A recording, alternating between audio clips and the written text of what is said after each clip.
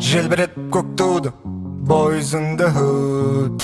Қазақстан Молдоваға балтауат етуге келмеді. Я сюда болтовать не пришел. FIFA рейтингіндегі 181-ші командаға қарсы ойнадық. А так біз 119-дамыз. Командамыздың жалпы құны 23 миллион евро үстінде. Ал Молдова 11-де 90 миллион евро. Қағаз жүзінде біз фаворит болдық. Статус ақталды. Қуанамда мәңгілікке жыр жазам. Осыған дейін Молдовамен 5 рет ойнадық. 2 жеңіліс, 1 тең ойын. 6-сын міне жеңдік. Пизду аласыз жеңіс суши. Есеп ашқаны Ион Николаеску. Әліптің артын баққан әліпті күлкі етті.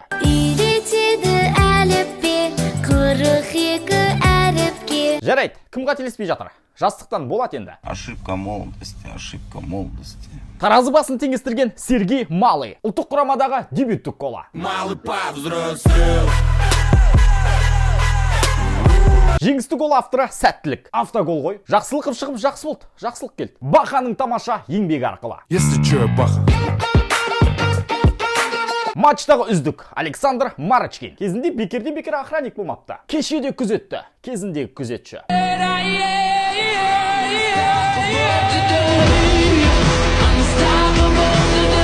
Гафужан Сүйінбаев 40-шы матчын өткізді ұлттық құрамадағы. Мерейтой. Құттықтаймыз. Кеше Стас болмаған дұрыс болды қақпада.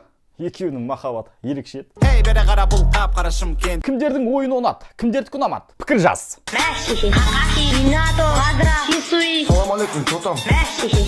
29 наурызда Астана аренада қарымта матч бар. Өтсек, С тобында қаламыз. Келесі іріктеуде Словакия, Әзірбайжан, Беларусьтармен бақ сынаймыз. Өте алмасақ, Д тобы күтіп тұр. Лихтенштейн, Андорра, Латвия.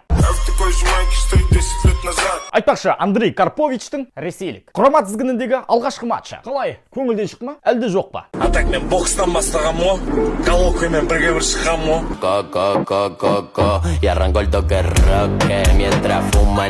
Осылайша, ресми матчтардағы 13 ойынға созылған жеңіссіз серия тоқтады. Соңғы рет 20 жылдың 4-ші қыркүйегінде Ұлттар лигасында Литваны жеңген ек. 3-1-мен 21 жыл жеңіссіз өтіпті. 9 майға дейін жеңіс көрдік, әйтеуір. Бірақ битіп кетпеңдер. Біз Молдованы шаққа жеңіп жүрсек, Солтүстік Македония Италияны шорт. Еуропа чемпиондарын. О, май гад! Оши сен. Сквадрат Зура өз алаңда 32 соққы жұмсаған кеше. Гол жоқ. Македонияда 4 удар, 1 гол.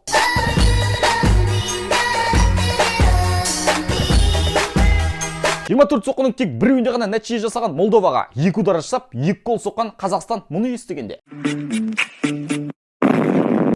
Италия тарихта алғаш рет 2 әлем чемпионатына қатарынан қатыспайын деп жатыр. Кеше оларды бұлай тоқтатты. Италия әлем чемпионатына соңғы рет қатысқан сәтте мынадай болған еді.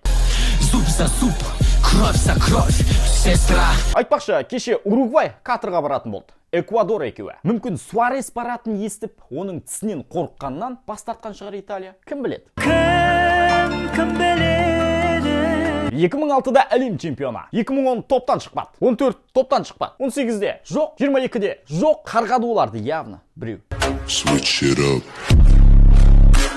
2006 демекші Фабио Канаваро ұлттық құраманы тізгіндеу мүмкін дейді осыдан кейін. Манчини қуылама? Кумаси.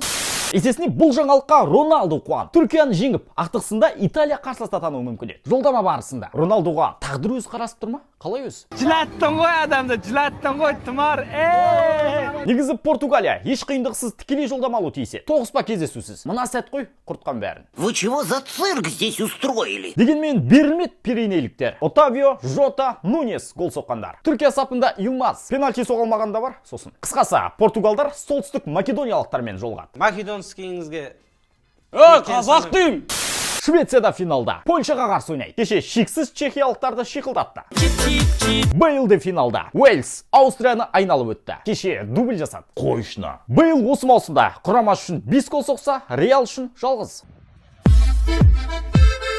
Енді қарсыластарын күтеді. Не Украина, не Шотландия. Міне достар, негізгі матчтар осылай аяқталды. Тарихта әлем чемпионатында 2-ші рет не Италия, не Қазақстан өнер көрсетпейді. Күтеміз 29 наурызда. Оған дейін пікір жазып кетші. Келесі кездескенше. Соу. Ағанау, Криштиану Роналдо бар ғой? Майк Тайсонда бізкі. Такой же майки стоит 10 лет назад. Правда, тот квадрат был довольно тесноват. Лопнул их лоям, сделал в стиле акробат. Запах дыма.